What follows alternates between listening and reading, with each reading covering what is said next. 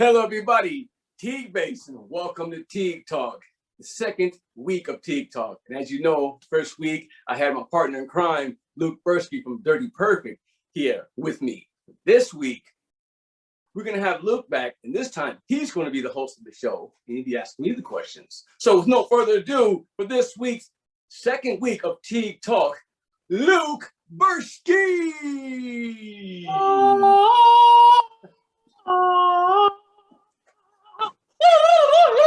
What's up? I'm back. Even though you didn't really want me back, I paid someone to let me in and make you say that wonderful introduction. Thank you for having me back. I have the whole world in my hands. I've even paid. That's not true. I stole this room from somebody. This is not my family. This is not my ball or guitar. But here I am. I am so happy to be back on Teague Talks. Yeah. What's up, brother? I don't know, but shoot the breeze. Yeah, everything is good. It's just next to mine. What's that? Like, I'm talking to you down here and I'm up there. I think you've had a little bit too much water, my friend. You need to slow down. Okay. I'm worried you might have the night cough. Nice shirt. Thank you. My brother got me this. It's a bit tight, but you know, it fits. Whatever. I like like the books too. You've been studying a lot back there. You got your cycling. Me and everything. studying. Yes, exactly. Right. I study. I'm in a study with study books where you study things. Okay. Yes, this is my room. As you can tell, I'm a very clean person, and yeah, I'm just going to cover all that up right now. Anyway, all right. How have you been, man? It's been only a week. It's been a long time since we last saw each other. That's right. In the real world. But virtually, it's close. Things are the same over here. They just extended another 2 weeks of lockdown. So I guess we have to go until July 14th of curfews. And it's crazy, man. So, hey, we keep doing what we do, you know. Well, the good thing is for someone like you, you know, I know you're ageless, but it's good that they give you a curfew, you know, because, you know, this is like 5 p.m. bedtime for you.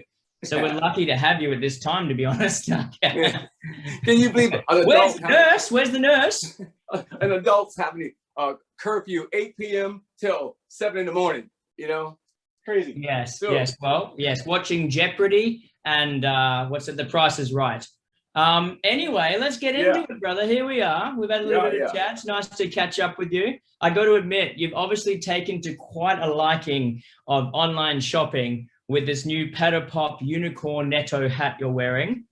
How many hats have you bought, and how many are really you've had them for all these years, to be honest? I don't know. I'm looking around the room. There's like, I got to reach over there and get them real quick. I'll grab a few. Hold on a second. He's doing it. It's getting done. I'm right here. I'm coming back. Hold on.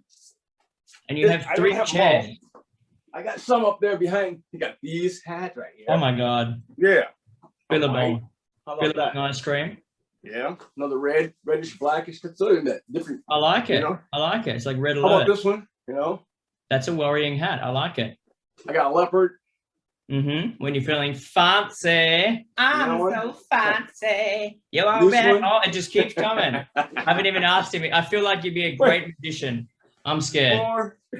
I have a shirt like that. Should have worn it. Anyway, man, I love hats. Thank God. Okay, enough hat talk. This is not hat talk. This is Teague Talk. All right. Teague Talk. That's right, man. So let's get right into it. Let's go back to the beginning, where it all started, where before you were a sparkle in your father's eye. Tell us, Messiah, where were you born? Where was I born? Well, I'm from South Haven, Michigan. Give it up to my folks back in South Haven, Michigan. That's right. Right on. Do they all sound like that there? Do they all go hoo, hoo, hoo? Do they all sound like that, or is that just you? Yeah, I'm from 310 Humphrey Street, man. Elkinburg Park. We must be related. I know Humphrey the Bear. He's fantastic. 310 Humphrey Street. I still remember my address. Little house right there at the edge of the park. All my friends in the neighborhood. Yeah. It's amazing, man. I love it. Michigan. Yeah. It sounds like Michelle again. Okay, anyway, continuing on. All right, now, this is an important question because I don't even know this stuff. That's why I have to ask you and pull it out of you. What music did you hear growing up? Even back in the 1800s till now. What music did you hear growing up? Well, since South Haven is a small town right on Lake Michigan, the closest town is Benton Harbor. Chicago is about 100 miles around the coastline over in Illinois. So we would pick up stations from Chicago, which is right across the lake, Lake Michigan. So you about across the lake is maybe 90 miles because it's going across the lake.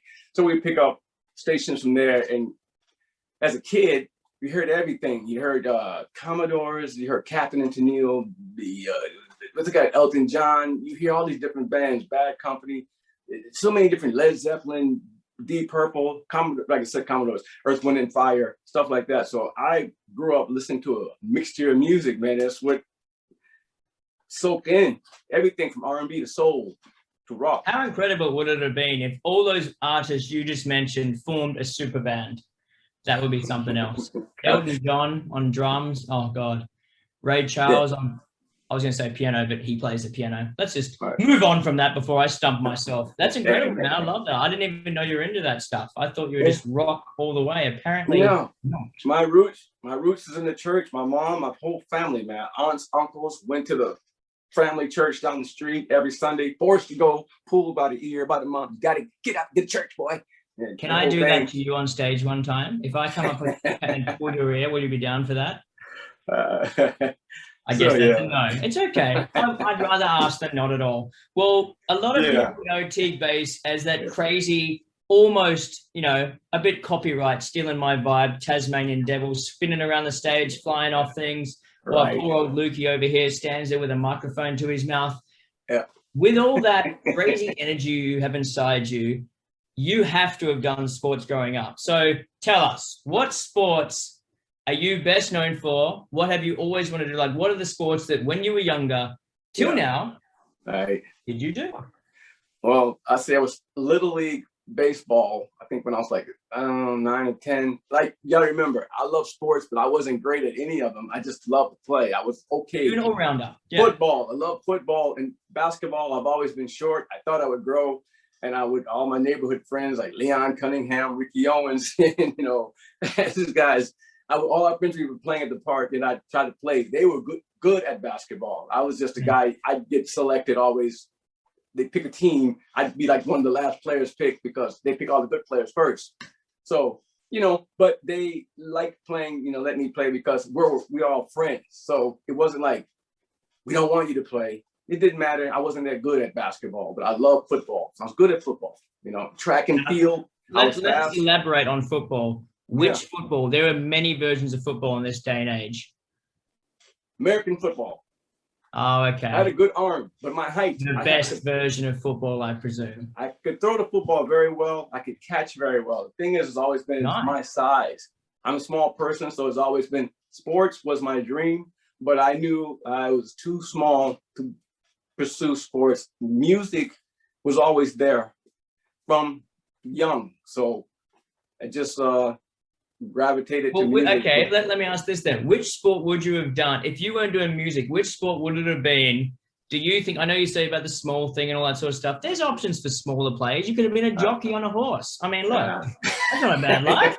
That could have been you. Yeah, or equestrian, huh? You could have been the shuttlecock, you know, the thing they hit in the badminton game. That could have been you, mate. Yeah, shuttlecock, huh? Yeah, shuttlecock. Okay, moving on. Shuttlecock. Chocolate shuttlecock. Okay, chocolate rain.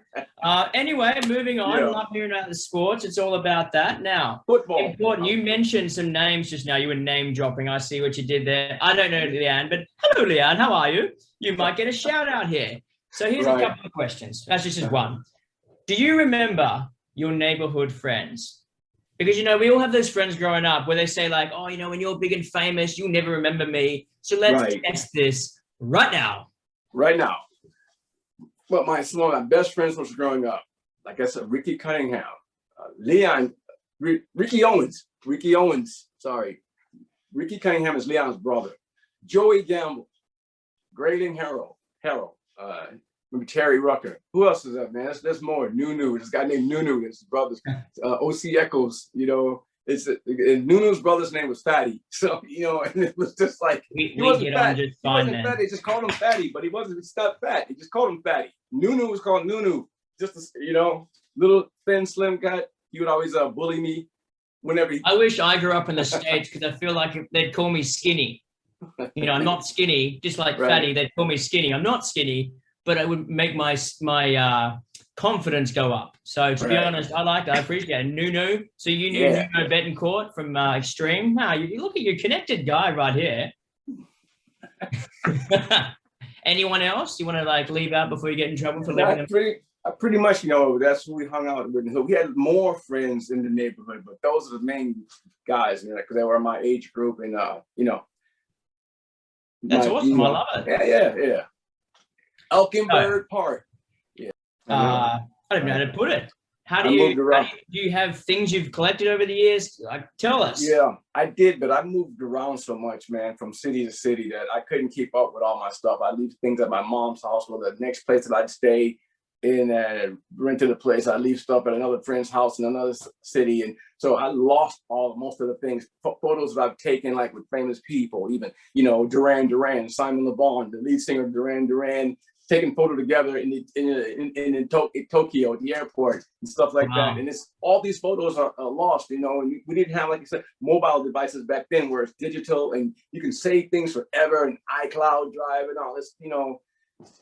I wish we had this stuff. I think it's actually a beautiful thing though, because I actually, for me, I mean, I was around the camera age and now and stuff, but even when I was younger and stuff and I met celebrities or whatever it was, it's kind of nice when you have that story to tell rather than show, hey guys, look at my phone, and then you're searching through a million pictures trying to find it, and by the time you want to show them, they've lost interest and they've gone off with your friend. So to be honest, I think it's nice. It's beautiful. I love hearing stories. Like when people have a story from 20, 30 years ago of meeting X, Y, or Z, I'm like, man, I actually love storytelling. So that's why it's so cool that you've got all these stories to tell. And it's nice that you can do it here right now. It's awesome. Yeah, from years of being on the road in the States at that time when I was touring with famous R&B artist Alexander O'Neal, and also did some backed up Sherelle. They were both with Flight Time at that time, and Alexander O'Neal, who's actually still active to this day. He still goes out and he's really very big in Europe. You know, like the UK, Norway, Denmark, and all these places. Japan still. So he's very big. I think he's larger there than he is in the States, which was it's amazing when you go to another country. You leave your country, go to another country, and this artist is bigger in that country than he is in the country he came from. Yeah, that's awesome. Yeah. So on that note then, since you're talking about traveling and people around the world and people you worked with, I'm going to ask this 2-question thing. First of all, when did you move to Asia and what cities have you lived in? I came to Asia back in, I think, 90. Actually, the first time was back in 88, 89. So that's probably way before a lot of people were born watching this, you know. How old is Teague? Well, like Luke said, I was here just at the ageless, the Christ ages period. But anyway, when I came to Asia, first place was again Japan, and then I think Singapore. Been to Thailand, gigging Thailand several times. Taiwan, back and forth Thailand. So that's actually like second home at the time back then in the 90s. Matter of fact, Taiwan and Thailand were actually like most of the year was spent in both of those cities. You know, then going to Indonesia, Sri Lanka, Myanmar, Brunei, you name it, Malaysia, so China, and that's awesome, man. France and Germany. Since we're talking about all this sort of stuff, what are some of the most memorable gigs? Because you didn't just travel, you performed everywhere. So what are some of the most memorable gigs for you personally? I mentioned a few last week, but you've got a whole closet. Get it? Yeah. Wait, my finger is there. Closet full of belts with places you've performed around the world. So please enlighten us. I can tell you one of the most fun gigs was, now this is back in Madison, Wisconsin in the 80s. They had this great smoke out where it was for a day, it was legal.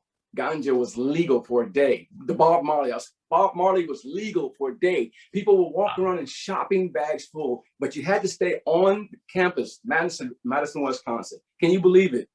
That's crazy, man. And they're passing it around. There's about 80,000 people. My band, Red Ball Jets, we performed at this event, and I couldn't believe that. And the police were there to watch everything, but it was You mean legalized. Like Sting? You it's mean called Sting the Great Police? remember the name, right? Yeah, he probably would have loved to have been there too. But anyway, the name of the event was the Great Smokeout, and I think people that maybe if someone's watching this and they hear that the Great Smokeout, I remember that. Whoa, Madison, Wisconsin, man, that was one of them. And another show, Cincinnati. I think the Cincinnati with the Reds with the stadium in Cincinnati sold out. Miller Fest, right? I think it's the Miller Budweiser Fest, and all these people are on the bill, like Natalie Cole, the OJ, Stevie Wonder, Luther Vandross, The Deal, and us. You got all these bands from all over.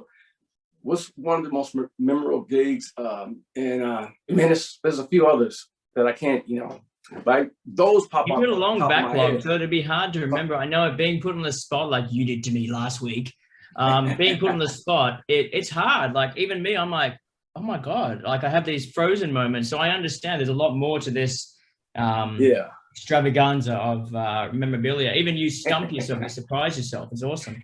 And the one where I moonwalked backwards at the end of the stage, at the end of the show, I was moonwalking backwards because at the end of the show, Alexander O'Neal, he goes off and does this big, and he walks off, and it's the end of the show, and the band takes it out. And I had this spot where I do this, I come out front of the bass, and I'm doing my thing, and then I'm moving around, do the splits and everything, come up, and I'm trying to do like Prince and everything, trying to be cool and everything. And then I had this spot where I always do the moonwalk when I'm playing, and I actually went off angle. I wasn't going straight back. I was going at an angle, moonwalk, and flipped backwards over a monitor that was there. And fell backwards off the stage to the ground. It was an outdoor. You had a Beyonce moment.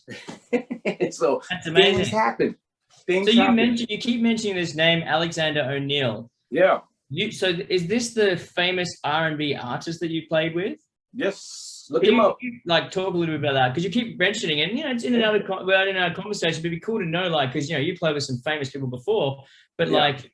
Explain what an experience is like, and like how do you practice for gigs, and like practice on your own for your own gigs, but also how do you practice? I mean, so an artist like that, sometimes you can get a call in an hour or like whatever, and you got to be on the next plane and play the gig the next day. How do you practice for this sort of thing? And when you get that call, like what is it? Yeah, what's your preparation for all that? Well, I actually played with Alexander O'Neal for two-year period, so I was actually his bassist. He's had other ones before me, but at that time, the crew he had, I was his bassist, so I knew all the songs. So I wasn't doing any other projects at it. Nothing could interfere with once you sign to him. These A-list artists. So that's a two-part question you were asking, because when I practice for other stuff, not with him, it's different. But at that time, matter of fact, he's from Minneapolis. The whole Minneapolis scene was going on back there. That's when Prince, Time. All that Maserati, Mint Condition came out, all these guys. So I'm meeting all these people, the drummer from Michael Bland from Prince, and, the Jimmy Jam, Terry Lewis would come to our rehearsals, and he would, if you haven't heard of the famous producers, Terry Lewis would come to our rehearsals, and he would hit his system that I use to this day on rehearsing. He would break down the sections of the band. He'd say, okay, no one would play. No bass, no drums, keyboards would play. He'd listen to keyboards, make sure the melodies and everything is, the overtones is going right. Okay, you guys stop. I want to hear the bass and the drums. And then the drummer kick it, boom, boom. Then he listen to the bass. He sit back and listen. He look at me, and then I try to mimic all the things that he played, because in the studio they laid all the parts. Of course. So we had to play back for the live performances the songs as closely as we could to what they had done. So some of the songs I would kind of add my own little T things to them.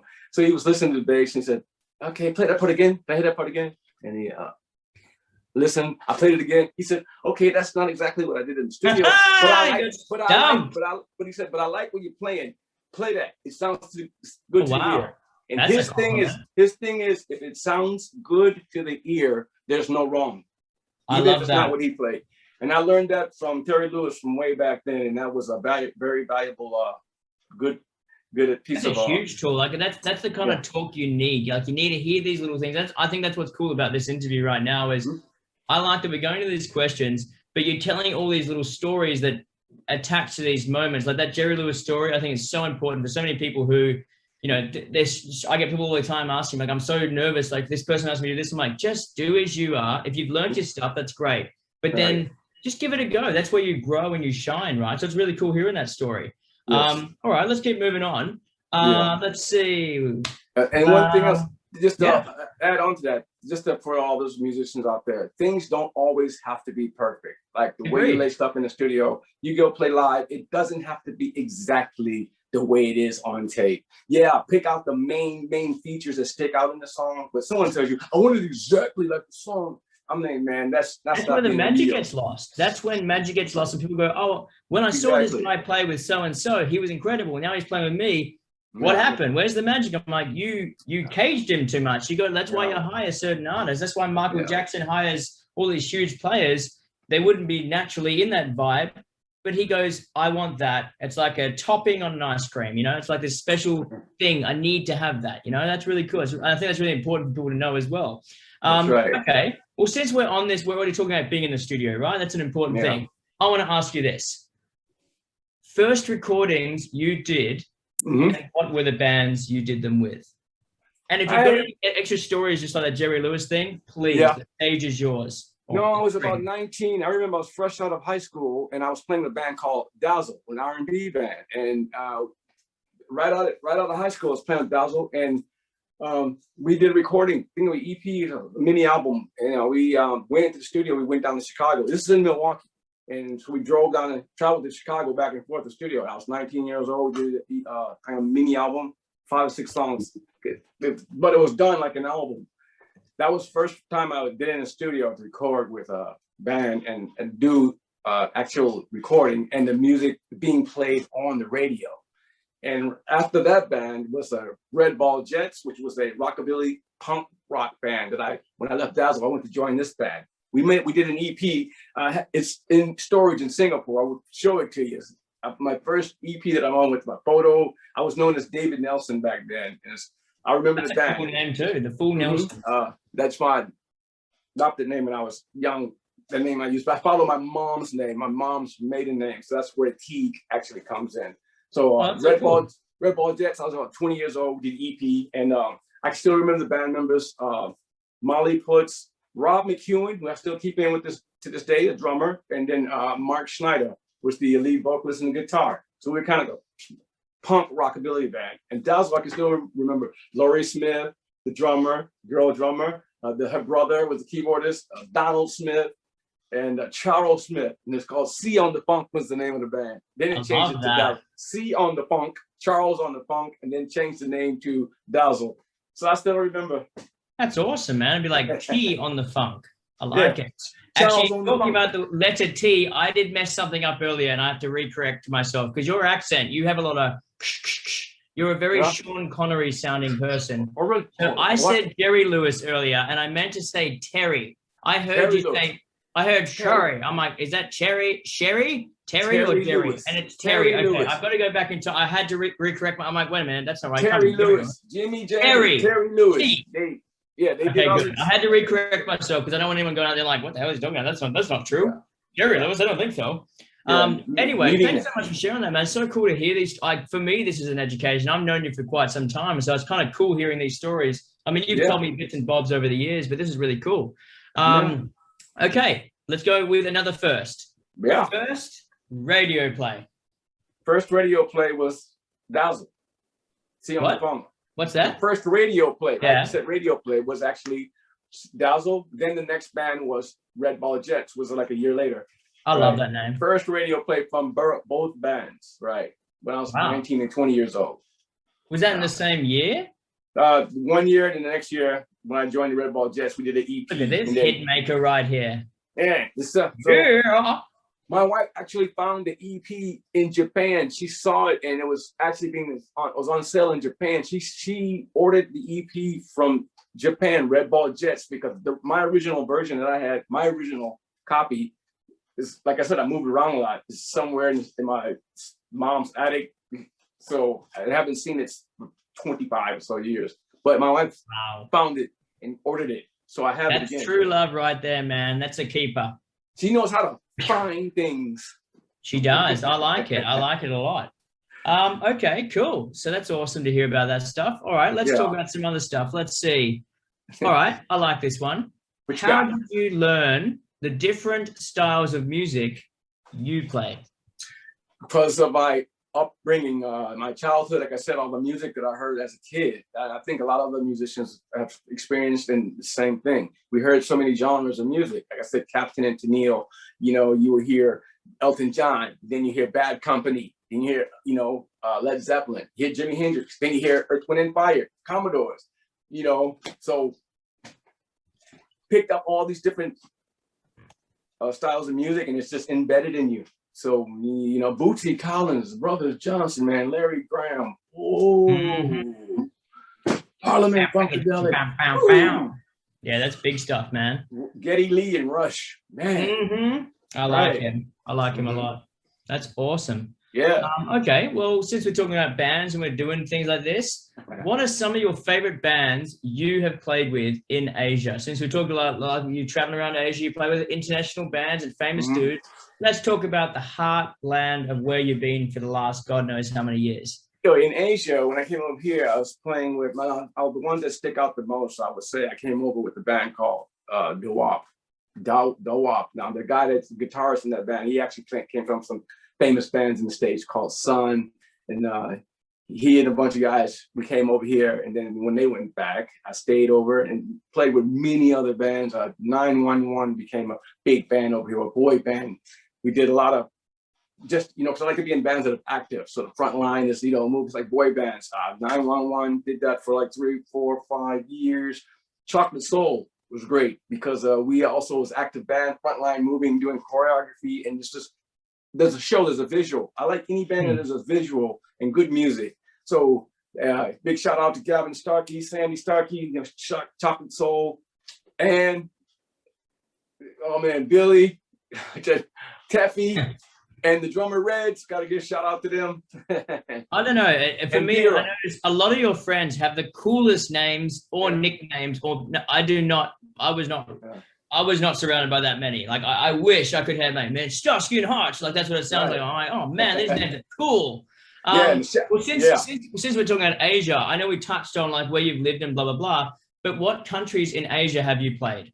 Since we're on this topic, Japan, Taiwan, China, Myanmar, Thailand, Malaysia, Sri Lanka, Brunei, Indonesia. And I guess adding on that, just so we can like speedball it, what is your favorite out of them all? Now, you're not going to offend anyone.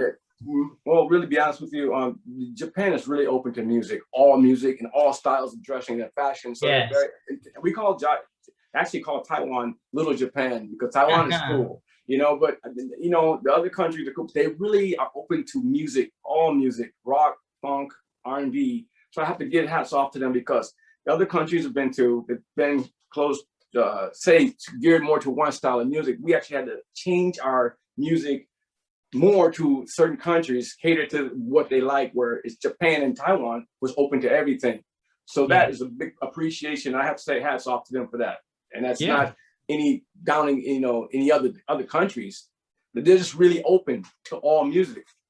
So that's awesome. I think that's one place I've always wanted to play, mainly because, you know, I watched old videos of like, I used to love watching the discoveries or the behind the scenes of certain artists like Guns N' Roses, or I think I watched the thing on Ozzy Osbourne, his family, when they toured Japan, and like how they were welcomed, and it was funny watching their videos, how they'd eat the sushi, and they would just be so disconnected from this, but be blown away by the fans would go crazy. They didn't even know who they were half the time. They just loved the idea of, wow, this is the craziest looking person I've ever seen, and I have to hear them or I have to see them. I just need to be near them. I think that's such a cool element to it.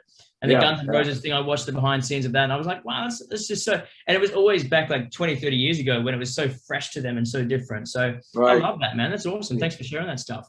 All right, we're going to ask a couple more questions before we get into some heated roasting, spit roasting. So,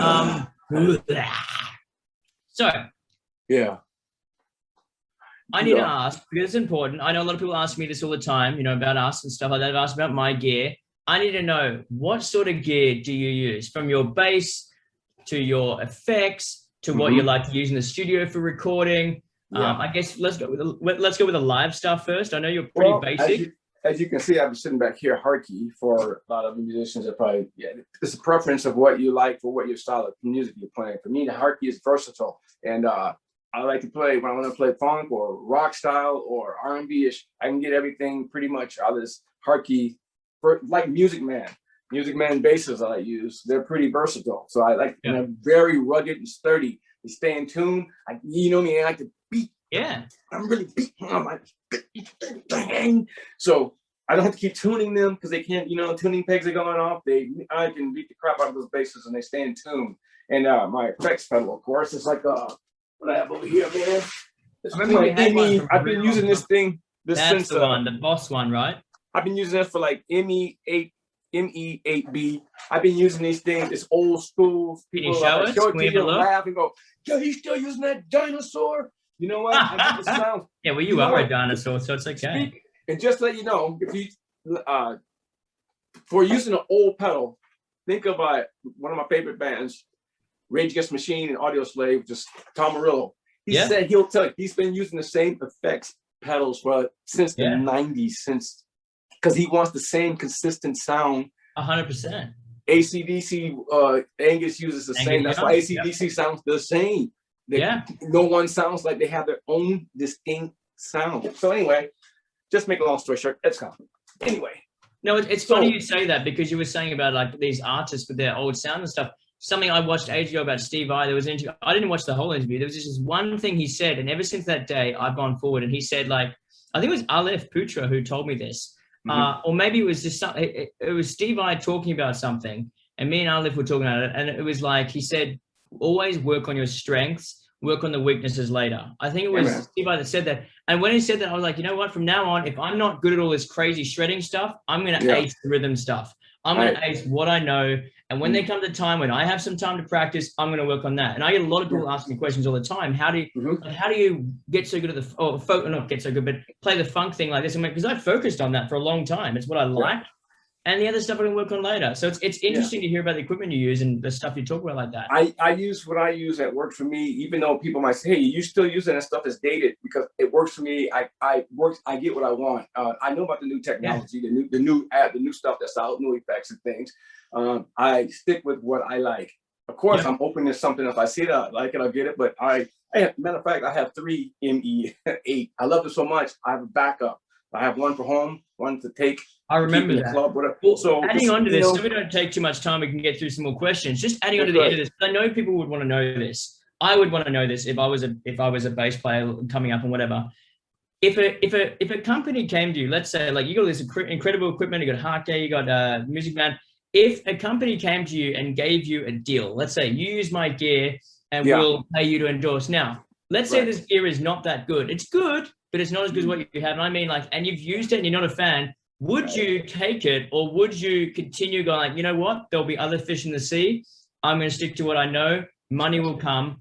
What would be your answer? Because I know guys who take it and go like, well, it's a deal. I'm going to do it. And then they get disappointed later. So what's your answer to that? I understand that too. And that's a difficult question. That's because I'm really strong on not being forced to do stuff you don't like. I mean, I like Ampeg, I like Harkey, and I like Gallion Kruger. If someone approached me as a not so good company and I have to use this product, I don't know. It's a decision that I might have to do that because it will be on my resume. Yeah. You know what I mean? I'm endorsed this company. Now, if this is a really crappy company, I don't want to do it, man. I'll be honest with you. No, I appreciate it. I'm the same way. I'm the same way. There's always another way, you know, like I hate that feeling when I'm on stage and things don't sound good. They don't feel good. The show's going to be bad if I'm not feeling good. If I'm upset. You know, I know guys who take buttloads of endorsements and they have them all on their thing. I'm like, yeah, but are you really happy? I'm never going to ask that question. But yeah, it's good to know. It's interesting to know that and how passionate and pure you are about it. That's awesome. All right, moving on. We're down to the last few questions before I. All right. Okay, so we've talked about gear. Let's talk about the now. We've talked about the past. We've talked a little bit about the present and the past or whatever. I want to know, and I'm pretty sure everyone else wants to know, just like you asked me last week, what are you doing now since the gigs shut down? I'm going to say a year ago. It feels longer than that, but it's been a year. Yeah. So what have you been up to? How have you been keeping yourself busy? Tell the people. I've been gigging at least 6 days a week for like the past 7-8 years. I mean, I have constantly. I mean, it's even some Sundays, sometimes 7 days. That's been the routine. So when that actually cut down, and then when the borders closed and the gigs had stopped just like that, it was just like you hit a wall.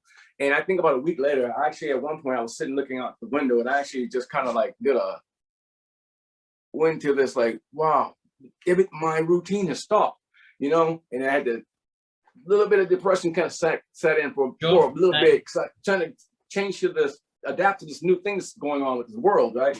So, but what happened is, I pushed me into, she said, look, you know, do something good, do your recordings and get in there. So we got this gear in, stuff on, and started learning, you know, like a lot of people did, start getting on YouTube and started learning stuff, and got myself busy learning tech things, and which I'm still working on. And that kept me busy, which it actually, now I'm working with Yay Plus, which these things that I learned last year, I'm using these things, assets to just come with Yay Plus. So, you know, it was a blessing from above. And again, the wife is always pushing you to do stuff. It's always have a good woman. I need to get me one. Did she have a sister?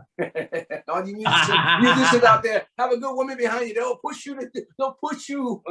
From behind, I look like a woman, so I naturally push myself. That's cool. That's a good thing. Yeah, that's awesome, man. Okay, yeah, man. So I've been busy with Yay Plus now for the past year, and I noticed that. 8-10 months. You've been giving me some updates about it, getting me on time with it, and telling me what's going on. And I mean, I remember the time when, and it's not that long ago, that we were in the studio recording and stuff, and we were always complaining about, man, I can't stand that sound. I can't. Oh, I don't want to learn. I would rather pay someone to go in the studio and make them do it. And we've been forced out of habit into a new habit to get on the new road. And honestly, you're ahead of me. I get very angry still. I need a drum machine and I can go, but if I have to learn this computer stuff, oh my God, I have a moment. You know, you can get some nice drum programs, and that's Dirty Perfect, as we are Dirty Perfect. We should Indeed, my friend. We should, people out there, Dirty Perfect, we should be jumping on this and just, okay, we can't, he's in Singapore. Luke's in Singapore, I'm in Malaysia. We can still lay tracks. It's true. That's what I'm doing, and that's what I've been doing with artists in Turkey, Bob Soller in Turkey, guys in the States. I've been, you know, been able to do music with, and in Singapore, you lay the track, awesome. put it in You've there, been killing it. send the file, send the stem over. So it's great. I mean, I've seen so many amazing artists out there that are even famous ones that have said, hey, look, you know, I've got this free time now, use me. Even big artists. I think I saw Nuno Betancourt even offering to mix people's tracks, and like it's like, what? Or they can get a guitar part. So it's incredible. And here you are saying to people like it, and not everyone, obviously, they'll be lining up like crazy, but it's awesome that you've got all those things we didn't have before. There's things out there, and there's people out there that are offering their services. You can see it right in your face. It's on your feed on Facebook or Instagram, whatever it is. It's awesome. And I just like Yay Plus, there's a new community being built. It's really exciting to see that. And speaking of Yay Plus, I think we need to give a shout out to Yay Plus. Folks, Yay Plus is a great platform. Check out Yay Plus. If you haven't, you can. Yay Plus is on Facebook, of course. Please, Facebook. Check out Yay Plus Official on Instagram. Check out our website. Go to Yay/Plus, myshopify.com. All right. Go to the Play Store and get the Yay Plus app. It's in the Google Store. It's in the Apple Store. Check out this app. It's cool. Some cool stuff in there. You got to go and look at it. There's different categories.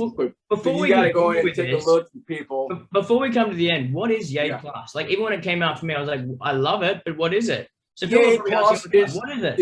It's a place for indie artists. It's not just about music. It's about positive things.